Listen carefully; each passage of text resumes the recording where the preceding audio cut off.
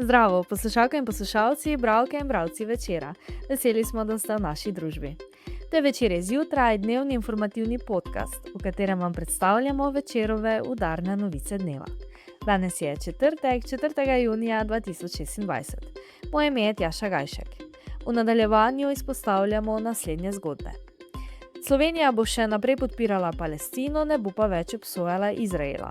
To so načrti Ministrstva za zunanje in evropske zadeve, ki ga bo vodil Tone Kajzer.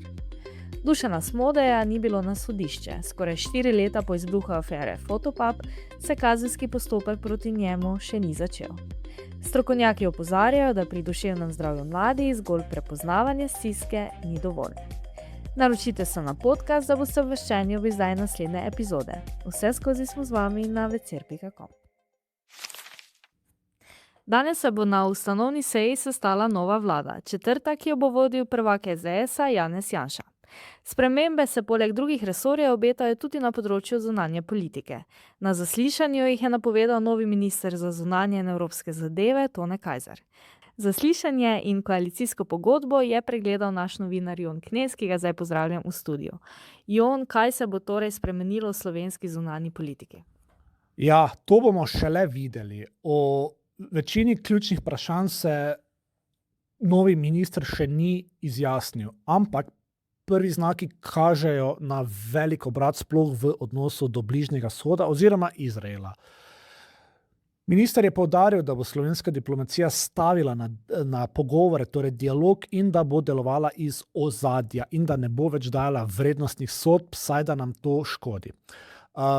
Kot je poudaril, bo zunanja politika zavezana mednarodnemu pravu, ampak kaj to pomeni v praksi, bomo šele videli. Vsekakor pa pričakujem, da v odnosu do Ukrajine in vojne v Ukrajini ne bo sprememb in da bo večja naklonjenost zavezništvu NATO, soseščini in Srednji Evropi. Zanima nas seveda, ali bodo spremembe glede odnosa do palestinskega vprašanja, ki so mu člani odbora namenili veliko časa, bi lahko nova vlada preklicala priznanje Palestine. Ja, o tem je bilo na zaslišanju pred obema odboroma največ polemik in vprašanj. Minister je povedal, da bo Slovenija še naprej podpirala Palestince, a da ne bo več obsojala Izraela, karkoli to že pomeni.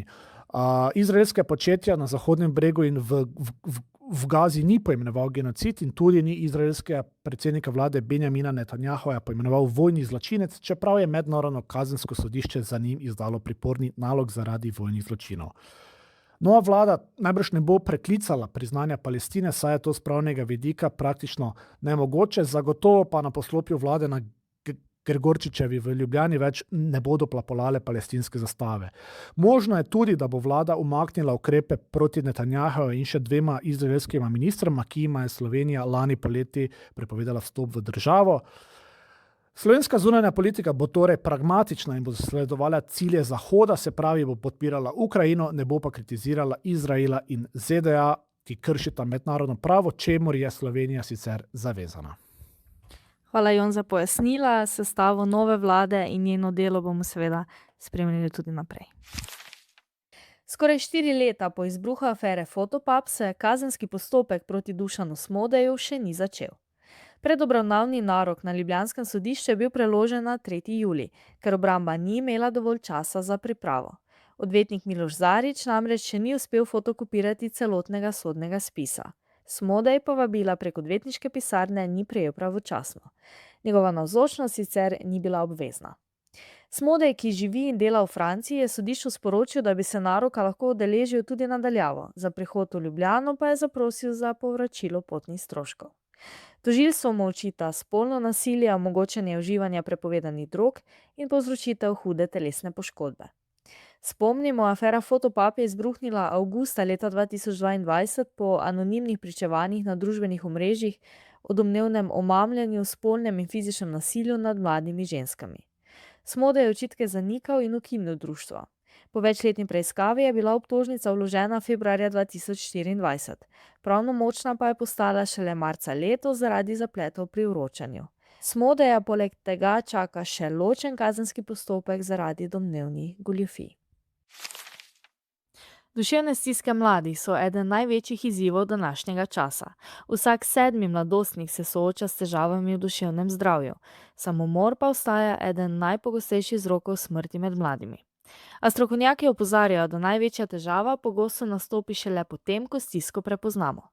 Na konferenci Skupaj za duševno zdravje mladih so predstavili model zgodnjega odkrivanja stisk prek pediatrov, ki se je izkazal za učinkovitega, vendar brez hitre nadaljne pomoči ne doseže svojega namena. Opozarjajo na pomanjkanje strokovnjakov, dolge čakalne dobe in nepovezanost sistemov, zaradi česar se lahko najbolj ranljivi mladi izgubijo na poti do pomoči. Ker mladi pomoč pogosto najprej poiščejo na spletu, so razvili tudi nove oblike podpore. Program To sem jaz danes vsebuje že več kot 60.000 vprašanj mladih in je dobil nov spletni klepet, ki omogoča stik z usposobljenim strokovnjakom. Pomembno vlogo imajo tudi učitelji, zdravstveni in socialni delavci, ki jih usposabljajo za prepoznavanje stisk.